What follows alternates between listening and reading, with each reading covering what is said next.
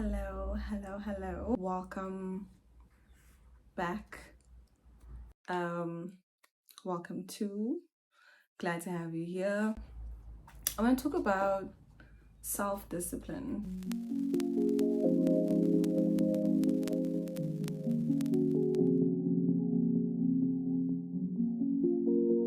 Controlling your attitude and your mouth. I think many times, me personally, especially, this is something I struggle with. I have a very big attitude, and it's something that I do want to control. It is something that I plan on bettering. My attitude can change in a split second if things, for example, don't go my way. I know that's bad, but it is something I'm working on. And maybe you are like me, you can identify your shortcomings and you just don't know how to implement them, how to implement better ways to communicate your emotions. Because I think that's what it is at the end of the day. It's really just about regulating your emotions in a way that is healthy, that doesn't disrespect anyone else. So, for example, if I am, let's say, at work and someone upsets me, I will be upset with everyone. I wouldn't want to speak to anyone, and that could possibly be my way of protecting myself, protecting the other person. But I think it's unhealthy, and it's something that we can definitely work on. Self-discipline it's never something that's perfect. It's not something that you can instantly learn how to do. It's something that takes a lot of practice, and I don't even have it down to the T yet. I'm not even the most self-disciplined person. There are a lot of things that I struggle with. There are a lot of things that I am still struggling with on a daily. Having self-discipline is important as an individual, as a woman, especially as a woman of God. It's also very important, because if you don't have self-discipline, you're just opening yourself up, opening your life up to just doing anything. It's people that don't have self-discipline do whatever they want to. They do things based on their emotions rather than principle. That's what it is. Identifying the principle, sticking to the principle, taking the necessary steps to follow those principles, forcing your body and your brain to do the work. Sometimes we can get really lazy where we don't want to do anything. We just want to lay in bed and not have anything to do the entire day, even though we have work to do. I don't know about you guys, but I am a procrastinator. So I put things off till the very last minute, till when I know it's due, and then I do it. The only thing that does is it makes you just stress. And I can say, oh, I work better under pressure. In all honesty, I think obviously people are different, but I think you work better when you have more time. I also think it ties in with femininity.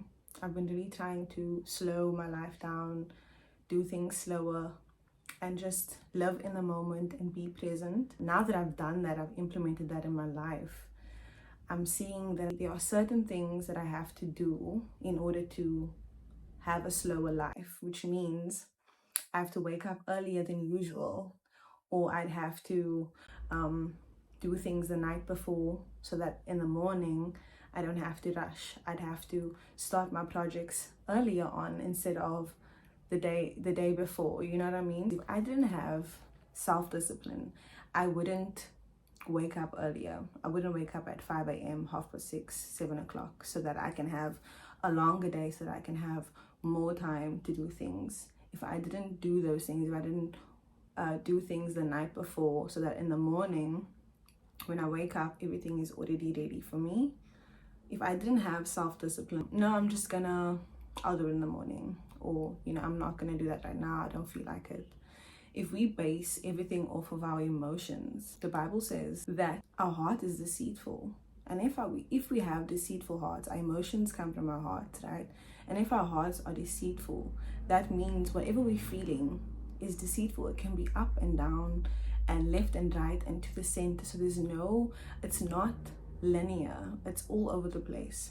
So if we are going about our day-to-day life according to how we feel, our lives are just going to be like up and down, left and right, side to side. It's not going to be straight. And I am aware of the fact that life cannot be straight all the time or linear all the time. But I think that having self-discipline is a good principle or a good value to have in your life in order to make your life better. Knowing the outcome of not having self-discipline and not wanting that for yourself. If you know that if you don't wash your car on your day off of work, of school, of uni, of whatever, if you don't do it on your one day off of the week, you know that your car is going to be extremely dirty throughout that entire week. But because you were lazy, because you were like, oh no, I don't really feel like doing that today, I'm just gonna chill, I'm gonna watch Netflix, you know, a new season of You just came out, let me do that instead.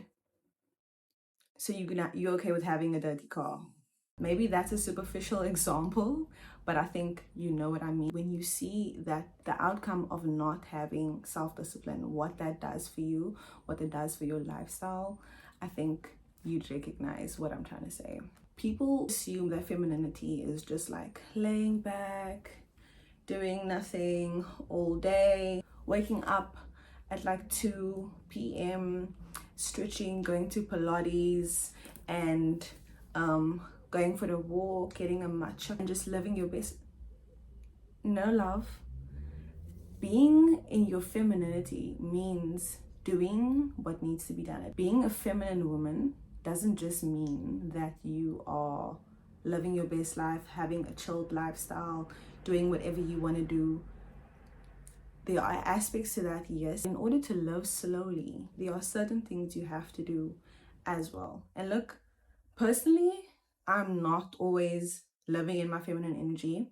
Unfortunately, I'm not in that season of my life yet, but I am working towards it. And I think when you're working towards it, working towards that lifestyle, working towards those values, taking these steps like being disciplined in certain areas of your life are important. Having self-discipline does mean saying no. Maybe you are similar to me, you like me, you always want to help people out, you always want to say yes to everything. So and you kind of overexert yourself. So when you are constantly saying yes to everyone, you having a baby shower, you need me to do a video, edit a video for you. This one is there's a church event going on here, it's my friend's birthday party, it's my mom's, you know, dinner, supper that she's having with her friends, she needs me to help her cook. If you are saying yes to each and everything, where do you get the time to pour into yourself if you're saying yes to each and every person? Just like think about that just for a second. There are limits to which we can push ourselves, and yes, we want to show up for everyone, but ultimately we need to show up for ourselves first, because if we don't show up for ourselves, what are we going to have left over to give everyone else? If you want to be the selfless person who's always saying yes, who's always giving to everyone, what about you? When we pour into ourselves and we do self-care and we journal and we take the necessary time and we say no to certain things, we fill ourselves up, we fill our cup first. And the overflow, and I learned this recently, the overflow is for everyone else. But your cup needs to first be full in order for there to be an overflow. Allowing yourself downtime. My period pain is so bad. I get pains, I get my PMS symptoms a week before my period and a week after my period. So before and during and after my period, do not speak to me. And unfortunately, that happens to be the most of the month. So during my ovulation is when I am available for other people. But those other 3 weeks, maybe 2 weeks, it's me time.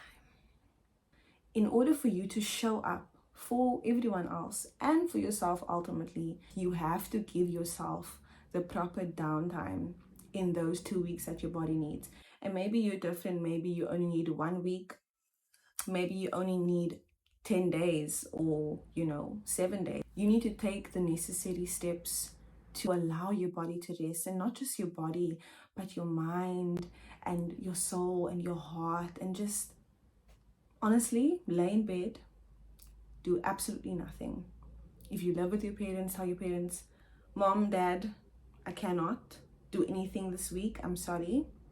Next week, I'm your girl. You tell you know, talk about the boss. There needs to be a law that women should be allowed days off from work when you have a period. But anyway, it's fine. There isn't. Tell your boss, listen, I'm not feeling my best this week. Can you please assign low effort work to me just for this week because of what I'm going through? Our hormones are a very normal thing. Listen to your body. I get extreme period pain when I've had an extremely busy month or a busy week. So a week before the time, I get a notification on my phone, and I allow myself those few days to just rest and do nothing, because it's important. It's important that you show up for yourself in those ways. You are able then, once you've rested, to get back up and go chasing, like on the rat race or whatever. Practicing self-discipline is never perfect. It's the intention. There are still things that I struggle with, but I'm human, and I give myself that grace to say, you know what, I'm trying my best, and that's what matters. It's a work in progress. You're doing your best, and that's what counts.